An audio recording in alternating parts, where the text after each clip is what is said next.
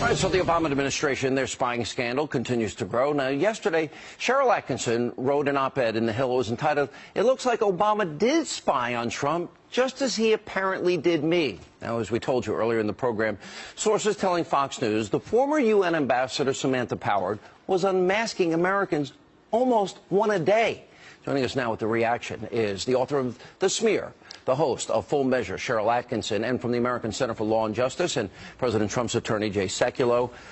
Sharyl, I just want to hand it to you because you're right, it did happen.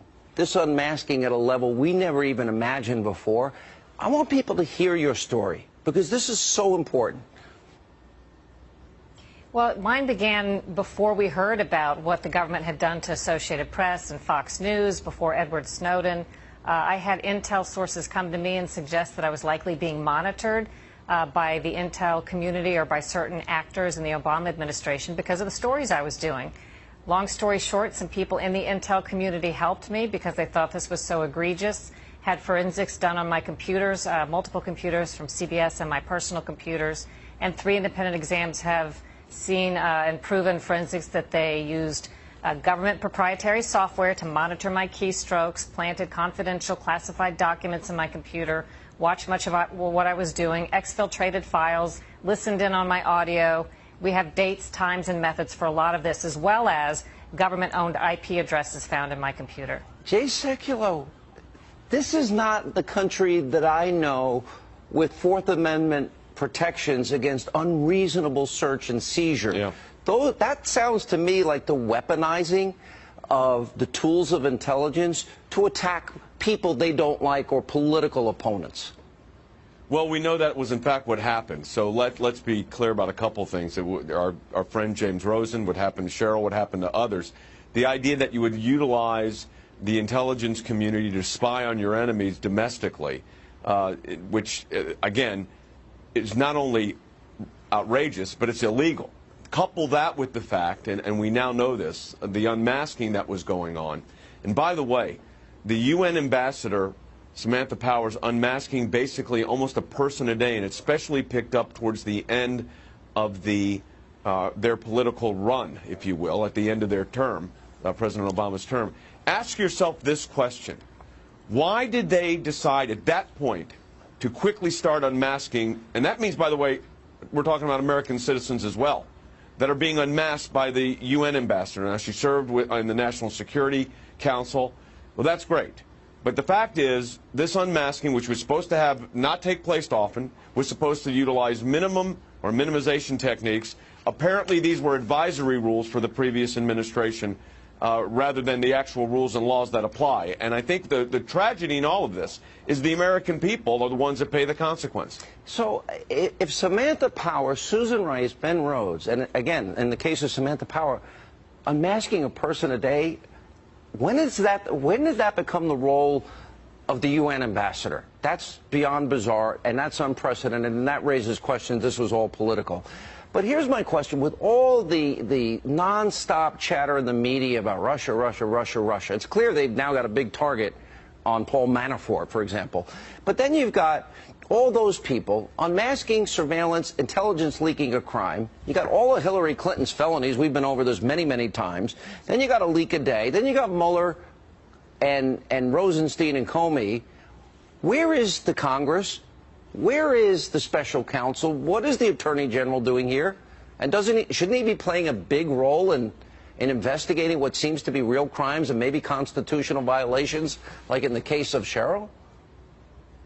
Well, look, I think that, first of all, they may be doing that. I mean, Sean, if it was done properly, if there's an investigation going on, we would not know that. So I would hope that the whole aspect of the leaking scandal that has taken place now for months and months and months, including conversations that the president had with foreign leaders. I mean, this is not something that should be tolerated in any administration, no matter what your political leaning is. I mean, this is just, frankly, illegal again and outrageous. But we know that it was taking place. So what we're hopeful is that there is actually an investigation going on. I don't know this for a fact. It's speculation on my part. I don't have any independent knowledge of it. But you necessarily would not. So you would not necessarily know that there was. So you can be hopeful that there is, in fact, an ongoing investigation and that this aspect of leaking national security matters will stop.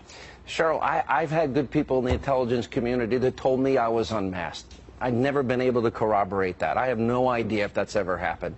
I'm watching what happened to you, and you can give dates and times. What recourse, as a citizen with constitutional rights, do you have? Because you can prove your case.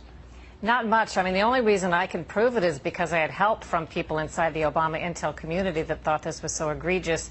They gave me the tools that I wouldn't normally have had to find this information forensically. I have a 2.5-year-old lawsuit. There's a hearing tomorrow, in fact, against the Department of Justice, which the current Department of Justice continues to fight.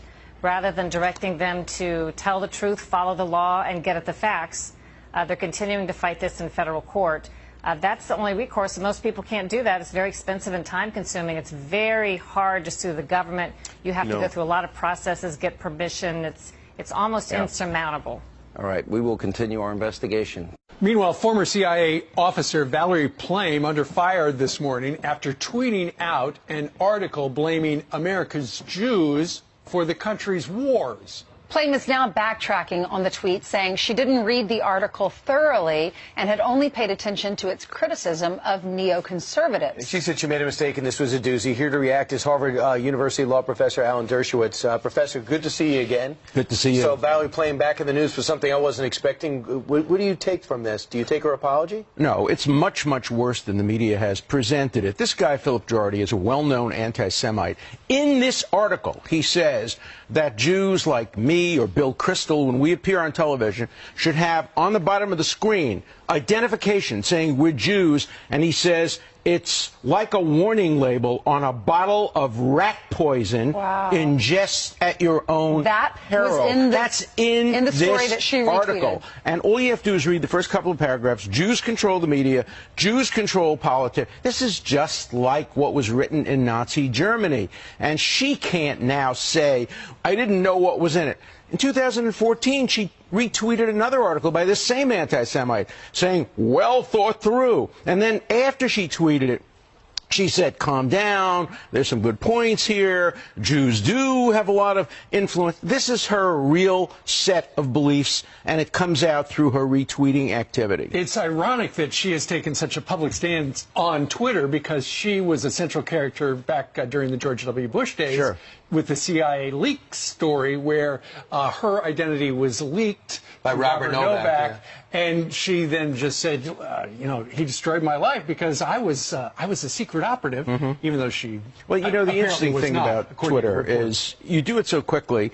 It often reflects your real, genuine beliefs. Then you realize what you've said, and you say, "Uh-oh, I'm sorry." But anybody who has this guy Girardi's articles are constantly put on neo-Nazi websites. I actually read the article yesterday because I get on my email some of these neo-Nazi websites, and I read it and I said, oh, another typical kind of neo-Nazi article. But who would imagine that a former CIA operative would retweet that, and I believe endorse it, because I don't think this is just retweeting. You know, if you want to retweet something that you disapprove of, you can say that. Oh, read this terrible article about how people claim Jews control the media. This is retweeting a blatantly anti-Semitic article. So the President of the United States met with Benjamin Netanyahu, who just lauded him with praise, saying this is the best stance, and it's what America has done, backing us up, and we're building a base in Israel for the first time. What kind of president has he been for Israel? Well, he's been very good. I met with Benjamin Netanyahu when he was here in Israel, and he praised the president's policies on the Middle East. Look, you can disagree with the president on some things, on health care, but when he does the right thing, and I think he's doing the right thing when it comes to the peace process and supporting Israel, he's going to have my support. Do most Jews in America support him because of that? No. Look, the vast majority of Jews voted for Hillary Clinton. I voted for Hillary Clinton. You know, more in this article, this guy says Jews want a war. Jews as a group are less in favor of war generally than other groups. Jews favored the Iran deal disproportionately over other groups. You know, the assumption that Jews always have a dual loyalty and that they only support Israel is a form of anti-Semitism and has to be resisted. Jews, like everybody else, are divided over all these issues, divided over Netanyahu divided over Israel's policies, divided over Iran. Treat us as individuals. Don't generalize. Don't create stereotypes. That's the problem with articles like this. Well, you are the chosen people, and I love you. I'm sorry for all this hate. Thank you very much for joining us today. It's great to have you on the couch, not up in the Commonwealth. Well, I'm back in New York now. Yeah, he's out of the